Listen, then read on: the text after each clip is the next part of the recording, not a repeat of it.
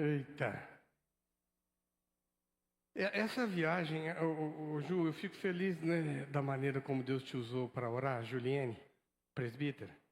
É porque às vezes a gente fica ansioso. Desse ano em especial, eu sou um membro da ECO dos Estados Unidos, né? Vocês sabem disso. Eu sou pastor de uma igreja lá na cidade de Sunset Beach, a igreja Calabash Presbyterian Church. Na verdade é Covenant. Eles, quando passou para a ECO, eles colocaram essa palavra covenant, quer dizer aliança, né? E eu sou membro do presbitério da Carolina do Sul já tem 8 anos. E foi a primeira vez que eu fui convidado a dirigir uma oficina, um workshop no nosso encontro nacional. É o primeiro latino-americano a ser convidado a fazer alguma coisa. Então nós somos muito felizes, a turma... os latinos estão mobilizando para a gente poder ter um espaço, né, lá. Então é um negócio muito importante. E acaba, viu, Ju, você orou, a palavra de Deus, acaba que a gente precisa ficar um pouco menos ansioso. Eu sou muito tranquilo com as coisas, mas dessa vez eu estou representando muita gente. E eu falo assim, Deus, a gente precisa... eu falo assim comigo mesmo, não posso errar, porque um monte... nós acertando aqui, a gente vai abrir um espaço para os latino-americanos lá na nossa conferência nacional. É uma luta que eu tinha tido com eles já, venho falando da inclusão da nossa minoria, né, nos Estados Unidos, e a gente poder falar. Então, orem por mim, viu? Vamos lá orar, vai ser uma bênção, em nome de Jesus. Domingo passado nós falamos, esse mês, né, de janeiro e o início de fevereiro, nós vamos falar sobre oração e consagração. Domingo passado eu falei sobre a oração intercessória e a importância dela. Hoje o Marco cutucou aqui e falou, vamos fazer uma oração egoísta? É porque eu chamei o título dessa mensagem, Oração Egoísta. E eu vou explicar para vocês por que eu chamei de oração egoísta. Mas antes disso, no domingo passado eu falei da importância que é a oração na vida do crente. Nós precisamos ser, de alguma forma, abalados com essa notícia. A oração é vital na sua vida e na minha vida. Pessoal, eu disse para vocês semana passada que a oração nada mais é do que um bate-papo com Deus, uma conversa com Deus. E a gente precisa ter essa liberdade de chegar para Ele, ao Pai. E aqui, olha que trem legal. Eu entro no escritório do homem mais poderoso do universo sem marcar hora com a secretária. Ninguém me impede. Eu entro, todo mundo fala assim, pois não, eu estou indo ver meu pai. Essa é a oração. Então nós temos que ter essa coisa de que a importância desse Deus e o que Ele fez, abriu espaço para eu chegar até Ele, eu preciso usar disso aí na minha vida, no meu cotidiano. A Bíblia certamente nos ensina e nos encoraja a orar o tempo todo. Falei da oração intercessória, como que é importante para a vida do crente orar para ser bênção na vida dos outros. Hoje eu vou falar da egoísta. É a oração que você faz para você e para as suas necessidades. Tem hora que nós temos que aprender a orar por nós. Até pelo motivo de que Deus, o Eterno, Ele é o seu Pai, Ele é o meu Pai. Ele é o provedor. Lá em Gênesis 22, 14, Abraão chama o lugar onde Deus proveu o cordeiro para que houvesse o sacrifício e não a vida de Isaac. Ele chama assim, esse lugar vai ser o Senhor proverá. Está isso aí, o nome do monte é o Senhor se proverá. Eu gostei da tradução, da tradução do século 21 que está ali. Porque Ele provê, Ele é o provedor para todos nós. Então, se Ele é o Yahweh, Jireh, o transliterado aqui, que você já ouviu falar, o Jeová Jiré, é o Deus que é o provedor. Ele espera que eu chegue até ele e peça. Porque ele sabe que eu preciso. Então ele abriu esse espaço para eu chegar. Mas sabe o que é que acontece? Muitos cristãos por aí ficam intimidados com medo de orar por eles mesmos, até mesmo temendo que seja uma oração egoísta só para ele. Alguns hesitam em orar por suas próprias necessidades, parecendo que é uma coisa ruim, de menor valor, ou até mesmo coisa errada. A gente tem que orar para os outros. Mas eu queria te dizer uma coisa: Deus se importa profundamente com a sua necessidade. Profundamente. E Ele deseja que você entre na sala dele. Você não precisa marcar hora com a secretária, porque Ele vai te atender qualquer hora, em quaisquer situações. Pegou? Ah, para mim aí, Felipe. Mateus 7 e 8. Depois nós vamos ler Filipenses 4, 6 e 7.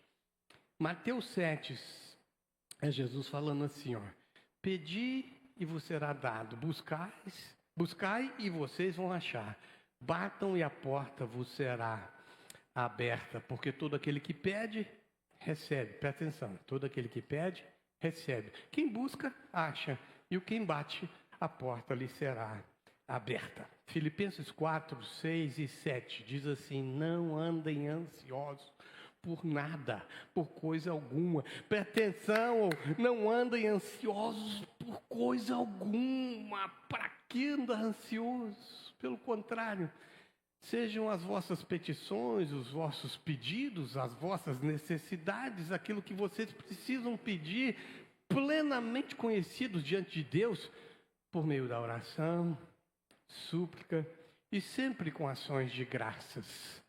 E a paz de Deus, que excede, que ultrapassa todo entendimento, guardará o vosso coração e o vosso pensamento, a vossa alma em Cristo Jesus. Ó Deus, que esses textos aplicados na nossa vida possam mudar a nossa postura na relação com o Senhor. Em nome de Jesus eu peço. Amém.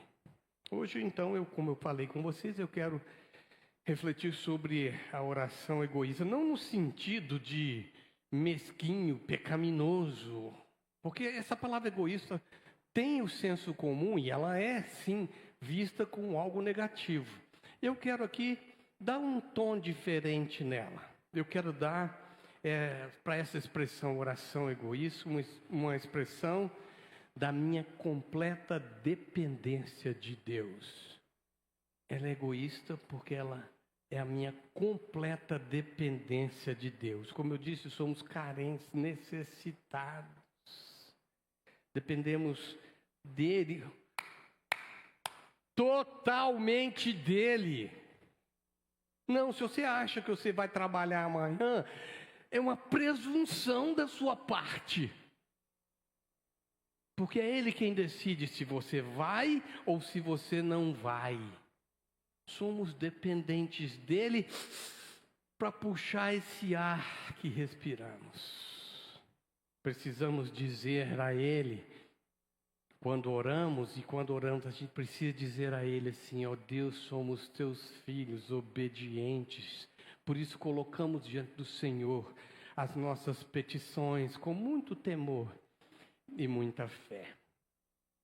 Então é pela oração egoísta que Deus nos chama a confiar a Ele todas as nossas necessidades. Todas elas. 1 de Pedro, capítulo 5, versículo 7, vai dizer assim: lancem sobre Ele toda a vossa ansiedade. Sabe por quê? Porque Ele tem cuidado de nós. A oração egoísta, na verdade, é um ato de fé imensa. Eu chego para Ele e eu coloco o meu pedido para Ele, reconhecendo que eu não dou conta de cuidar de mim mesmo. Mesmo cuidar dos nossos queridos, dos nossos entes queridos, sem a ajuda dele. Aqui, pessoal, nós não somos competentes para isso, pegou? Você não é competente para cuidar da sua vida. Você até faz. Você se alimenta bem, dorme bem. Eu chamando aqui você para um bom hábito, né? Alimenta bem, dorme bem, trabalha equilibradamente, faz lazer equilibradamente, faz as suas orações com dedicação, os seus exercícios físicos, as suas caminhadas. Esse é um padrão que a gente tem que seguir, né? Eu acho que a gente até faz isso, mas nós não temos o poder de controlar a nossa história. E sabe, quando Deus ele fala assim, vem cá e coloca os seus pedidos, todos eles, aqueles que você pensa que é grandão e aqueles que você pensa que é meio bobo. Eu gosto de pedir a Deus as coisas meio bobas, porque Ele olha para mim com muito amor e afeto. Ele ri de mim quando eu peço as coisas bobas, porque Ele conhece o meu coração dependente, infantil. Quando eu falo infantil, na dependência dEle, Ele se alegra em cumprir cada uma delas, coloca diante dEle. Nós oramos porque Ele disse para fazermos, Ele chama a gente para orar, mas na confiança de que Ele, aqui para mim, e Ele somente é capaz de cuidar de mim e de você. Não adianta esforço humano, nem ações religiosas. A gente gosta das ações religiosas. Eu sou dizimista, eu trabalho na igreja, eu faço isso, faço aquilo. Não adianta essa ação religiosa, nem o esforço pessoal. E essa ação religiosa é legalista, tá, gente? Que é muito comum aí fora o povo cobrar essas ações religiosas legalistas.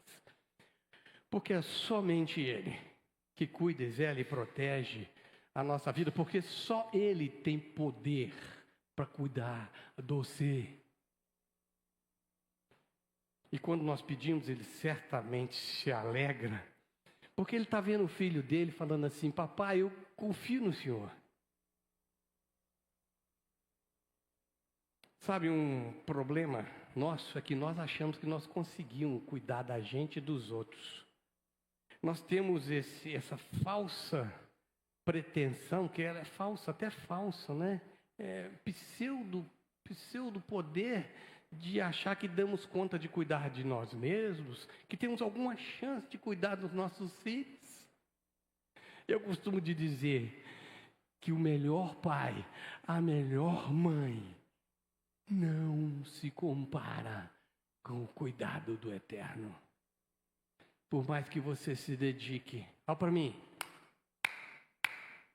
por mais que você se dedique, sem Ele, você não pode fazer nada. É isso que o salmista diz lá no Salmo 127:1. Ele fala assim, se o Senhor não edificar a casa, em vão trabalham os que a edificam. Se o Senhor não guardar a cidade, em vão vigia a sentinela. Tem trabalhador na obra e tem sentinela cuidando. Se o Senhor não agir, não tem. Faça com critério, seja um pai bom o bastante, uma mãe boa o bastante. Mas lembre-se, se o Senhor não cuidar dos seus filhos, em vão é o seu trabalho. Eu vejo essa coisa da gente pedir para Ele, nessa certeza de que Ele é o único poderoso para cuidar da gente, é o exemplo do menino dele. O menino dele veio ao mundo, sujou os pés nas estradas empoeiradas da Galileia, e o menino dele sabia para onde ele estava indo para ser crucificado. Na noite anterior da crucificação dele, ele ora e ele pede por ele mesmo. Mais lindo ainda é ver o menino dele ensinando a gente a orar. O menino dele fala assim: eu vou ensinar vocês a orar. Quando vocês orem, falam isso: Pai nosso que está... Você lembra de cor? Decor? Vamos rezar o Pai Nosso, orar o Pai Nosso? Agora, vamos lá. Pai nosso que estás nos céus, santificado seja o teu nome. Venha o teu reino. Seja feita a tua vontade aqui na terra como no céu. O pão nosso de cada dia, dá-nos hoje. Perdoa as nossas dívidas, assim como nós perdoamos aqueles que nos têm ofendido. Não nos deixe cair em tentação, mas livra-nos do mal, porque teu é o reino, o poder e a glória para sempre. Amém. Que oração linda. Por que você tem medo de... Eu falei rezar, porque muita gente fala rezar o Pai Nosso. Por que você tem medo de orar o Pai Nosso? Foi Ele que ensinou. Coisa linda. E Ele pede assim: o pão nosso de cada dia nos dá hoje. Ele não falou de água, sal e farinha. Ele falou das nossas necessidades cotidianas e recorrentes. E Ele é o pão nosso do dia. Nos dá hoje. Amanhã é dele. Ore pelo pão de hoje. E descanse nele. Isso nos leva a depender diariamente em Deus e confiar que a provisão dele será fiel e constante como o pão diário. Ele vai fazer, confia nele. Além disso, o texto lá de Filipenses 4, 6 e 7 nos encoraja a colocar todos os nossos pedidos diante dele. O texto que lemos lá no início.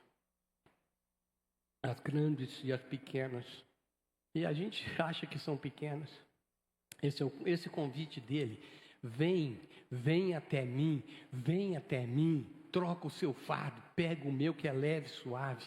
Calma, vem até... Isso revela um cuidado amoroso, paternal dele para comigo e com você. Ele fala: vem, conversa comigo, coloca o seu pedido para mim e eu vou te atender. Eu fico pensando numa criança. Por exemplo, o Arthur recentemente, ele estava lá em casa, ele estava tentando amarrar o cadarço, faz um tempo. Ele já aprendeu a amarrar o cadarcinho, né? Já aprendeu. Aí ele assim: vô, como é que faz? Aí nós fomos lá, você estava comigo, né, ali naquele dia. Aí nós fomos lá mostrando para ele. Aqui, ó para mim. Vou ensinar o meu neto a amarrar o cadarço. Olha que honra. Vocês estão entendendo que são pequenas coisas? Uma criança que chega até você e pede uma coisa boba, na certeza de que você pode fazer e ajudá-la. É assim que o Papai do Céu faz com você. Eu queria que você tivesse isso no seu coração e levar suas coisas diante dele, sem medo, sem temor. Pedir o pão do dia, daquele dia. E descansar, porque amanhã é outro pedido, outro dia, outra coisa. Uma outra verdade sobre a oração egoísta, que a oração por nós mesmos revela essa dependência de Deus, que tem um cuidado para fazer aquilo que nós precisamos, necessitamos. Há para mim um salmo que é conhecidíssimo também, todos nós sabemos de cor. É o Salmo 23. Abre para mim. Se eu pedir vocês para não lerem lá e falarem o Salmo 23, muitos de vocês não lerão, não falarão como ele está escrito. Porque eu já vi isso direto. As pessoas falam assim: o Senhor é meu pastor e nada me faltará. Tem I aí? Não tem I. A ausência... Primeiro, eu estou com a professora de português aqui me olhando, né? O I é uma conjunção. É claro que eu tive que estudar, lembrar o que é isso, né, professora? O I é uma conjunção. Ela pode unir as coisas, ela pode trazer uma oposição, ela pode deixar uma consequência. Nesse caso aqui, ela não existe. Não tem conjunção entre a primeira frase e a segunda frase. E aqui, a ausência do i no Salmo 23:1 não é descuido. É uma escolha do autor que fez uma opção de um estilo literário e posicionamento teológico. Ele fez questão. Então, por favor, não repitam o Salmo 23:1, o Senhor é meu pastor. Não ponham o i aí, porque ele não existe. E essa ausência cria uma declaração direta e profunda sobre Deus. O Senhor é o meu pastor, ponto e vírgula. No hebraico não tem ponto e vírgula. Esse texto foi escrito em hebraico, né? E olha lá, o Senhor é em letras maiúsculas, é Yahweh. Ele é o nosso pastor. Ponto e vírgula.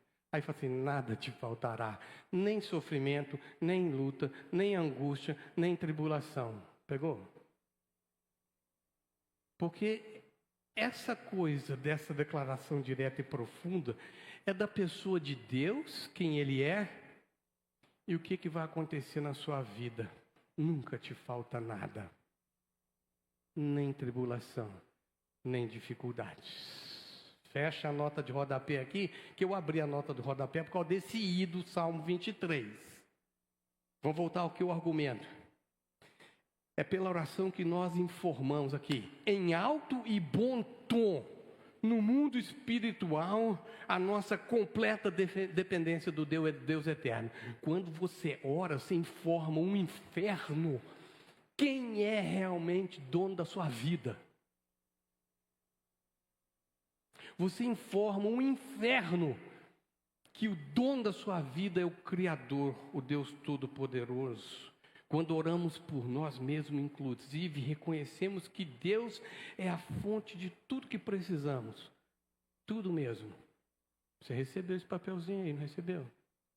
Quem não recebeu, levanta a mão aí. Papelzinho de hoje. Está com todo mundo aí os papelzinhos? E reconhecemos, quando oramos por nós mesmos, reconhecemos que Deus é a fonte de tudo que precisamos. Tudo mesmo.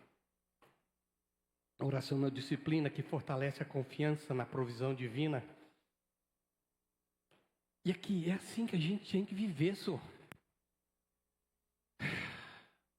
Você fica brigando com você mesma, né? Oh, tá ferro. Jesus, lá no Getsemane, como eu falei, ele pediu por ele mesmo. Ele falou assim, tem jeito de eu não viver isso? Ele pede para ele mesmo. E se o Filho de Deus, o menino de Deus, pediu, eu vou pedir também.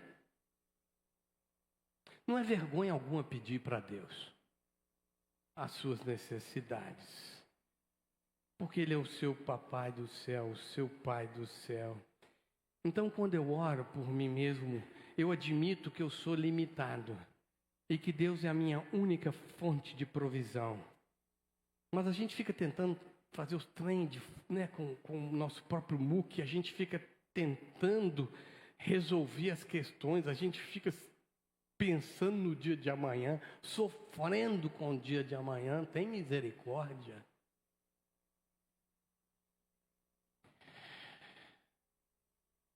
Se eu descanso nele, eu durmo. Eu canso de dar esse exemplo aqui para vocês também. Eu canso de dar.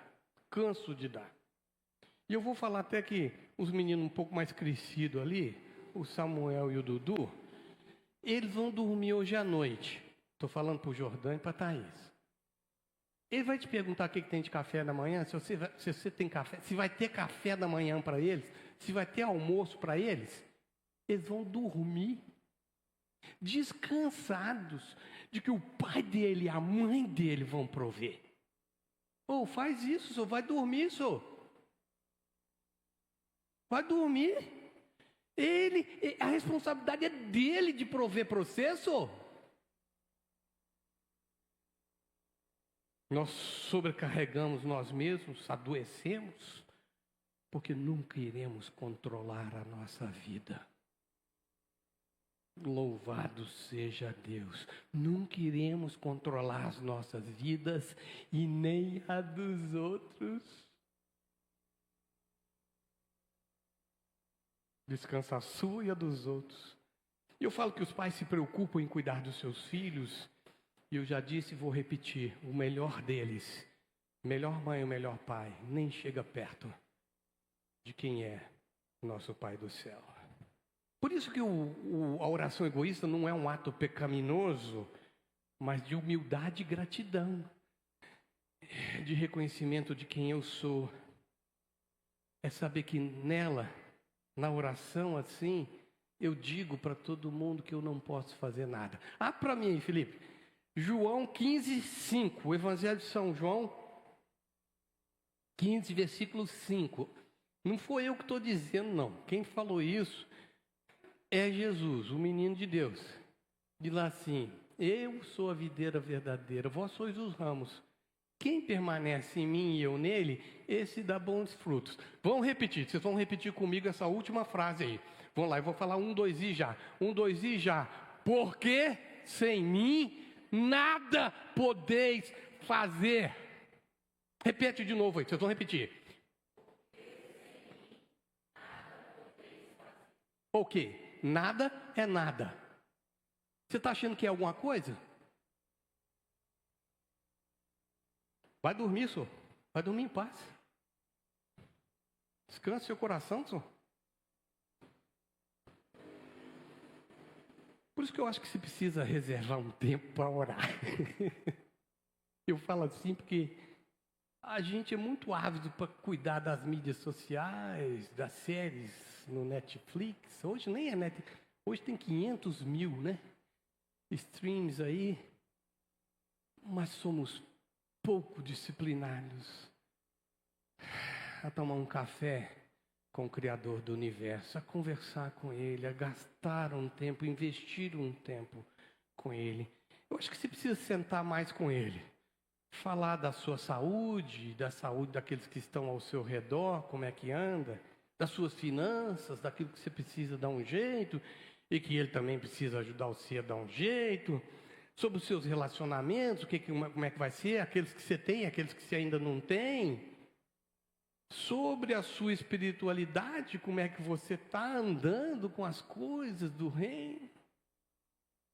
Você tem que pensar que Deus é poderoso para fazer, suprir todas as nossas necessidades. Está escrito lá em Filipenses 4,19. Todas e cada uma delas. Está escrito: meu Deus, olha lá. E o meu Deus suprirá. Vocês estão ouvindo as coisas? Todas. Não sou eu que estou dizendo, não. É a palavra de Deus, todas as vossas necessidades, segundo a riqueza na glória, segundo a sua riqueza na glória em Cristo Jesus. O que está confirmado em Efésios 3:20, que Ele é muito mais poderoso para fazer infinitamente mais do que tudo quanto pedimos ou pensamos, conforme o seu poder que opera em nós. E você vai ficar sem dormir hoje à noite? Que bobagem é essa? Confie a sua vida em oração constante. Tire um tempo para conversar fiado com o seu pai. Tomar um café com ele. Aqui, para um tempo só. Terceira coisa, a oração egoísta também nos conduz à gratidão e consagração. Ela nos leva à consagração e à gratidão. Primeiro aos Tessalonicenses 5,18 diz assim: em tudo, dai graças, porque essa é a vontade de Deus para vocês em Cristo Jesus. Sejam gratos por todas as coisas. A gente tem que aprender que Deus sempre responde às nossas orações. Já que Ele sempre responde, já projeta a sua alma, o seu coração para dizer muito obrigado antes delas chegarem. Eu preciso ser levado a um coração cheio de gratidão quando eu oro a despeito da resposta. Pegou a despeito da resposta. Porque muitas vezes Deus fala assim, claro, meu filho, está aqui, sim. Outras vezes Ele vai falar assim, nananina, não.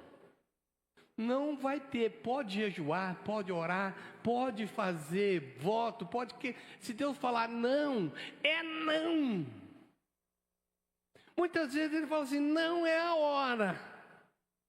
Ainda não é um não, mas Ele pode falar assim, não é agora. Mas em todas as situações, Ele sabe o que é melhor para você, Ele sabe o que é melhor para você. Mas como é difícil entender isso.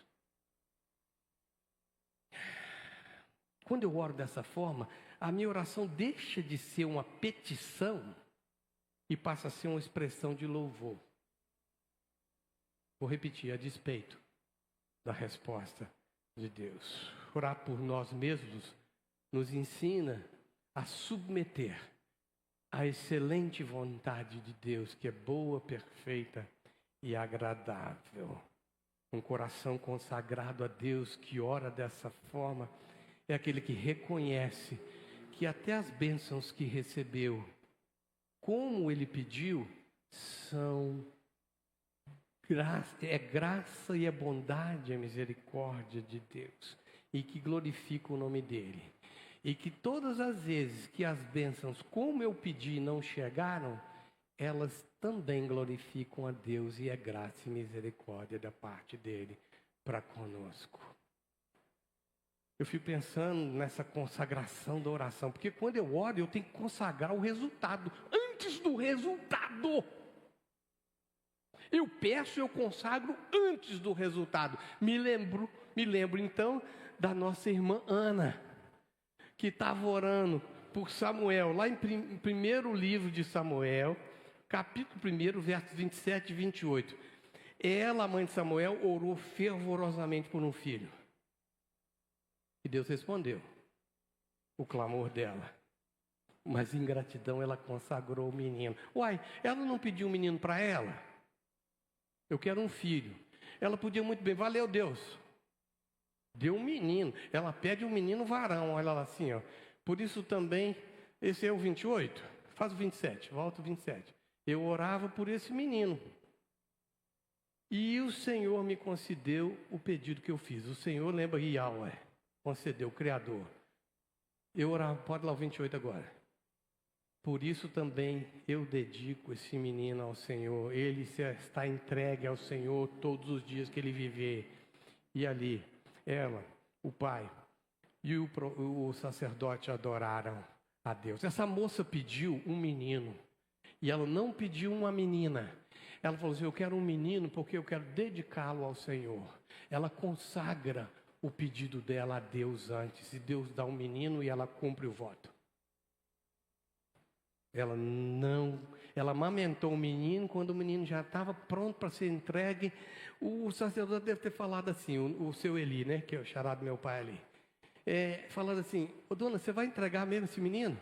Aí ela falou com ele assim, eu orei fervorosamente por esse menino, eu já tinha entregado esse menino, ou entregue esse menino muito antes dele vir. Aprenda a orar assim, senhor, consagrando aquilo que você pediu antes de receber. E você precisa orar por você. Eu fico pensando num exemplo que eu e Juliane e as meninas, que é mais a Pri e a Aline. A Aline vai lembrar-se disso. Nós chegamos nos Estados Unidos, eu e Ju, 31 anos, a Ju 29, isso mesmo, 31 e a Ju 29, com duas meninas que não sabiam falar hi. Uma de 5 e 7, 6, 7 anos. E a gente chegou lá para estudar, fomos fazer o mestrado, eu estava morando no campus da Universidade Teológica, e não tínhamos nada. Aí o que a gente fez? Eu quero dar esse desafio para você. Fazer como fizemos lá.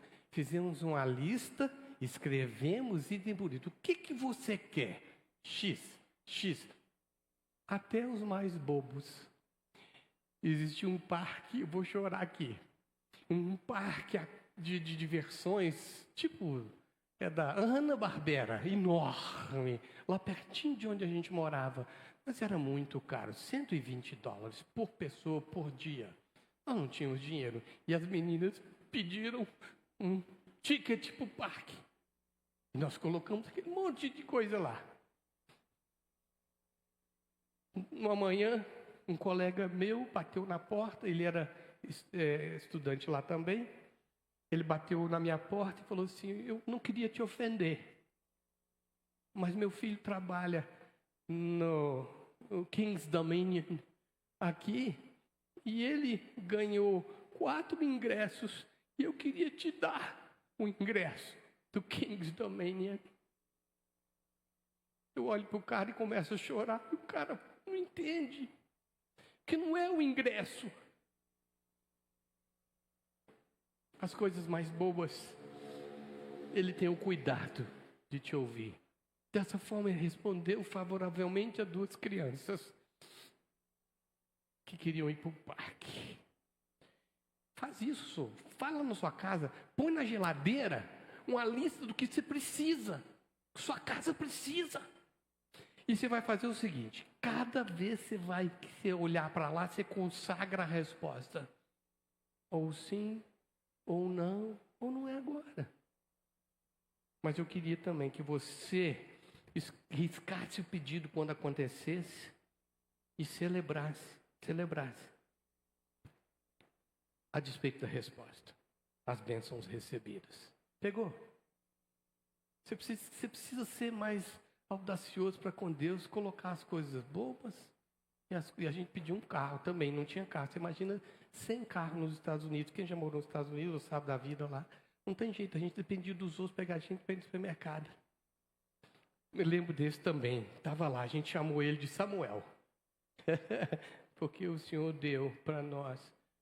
A moça me chamou, a diretora de finanças, falou: Sobs, eu tenho um carro lá, ele é velho, mas eu queria te vender. Aí eu falei assim: eu não sei se eu vou ter dinheiro. E eu não tinha dinheiro. Aí ela falou assim: $50. $50. Eu entendi 500. Porque $50 era muito pouco. Eu falei assim: não tenho dinheiro. Aí ela fez assim, tirou da carteira dela 2 notas de 20 e uma de 10. Eu vou te vender por esse valor. $50. Tá feito. Compramos o Samuel. Depois, mais tarde, ela falou assim: foi educacional, eu queria te dar, mas eu precisava te cobrar alguma coisa. Interessante a lição que eu aprendi dela também. Eu quero encerrar o sermão da oração egoísta.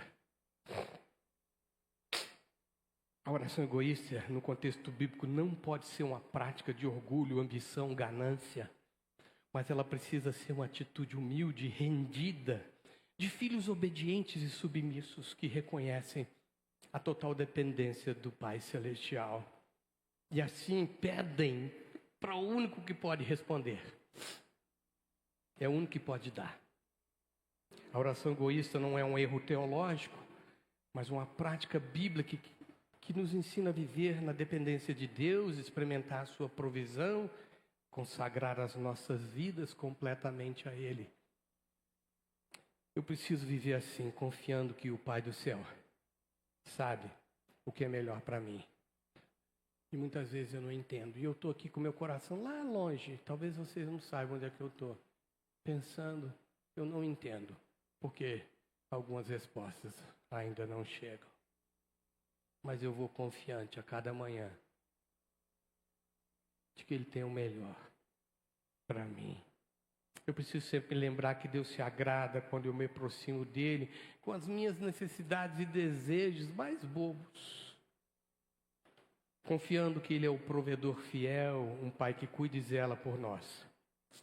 Deus se importa sim com as nossas necessidades, as que chamamos de maiores e as menores. Ele é um Pai amoroso que nos convida a confiar completamente nele. Foi o mestre mesmo que, no primeiro texto que lemos lá, foi o mestre mesmo que nos desafiou a pedir: peçam, que lhes será dado. Do jeito dele. Busquem e vocês encontrarão. Batam e a porta lhes será aberta. Ei, olha para mim.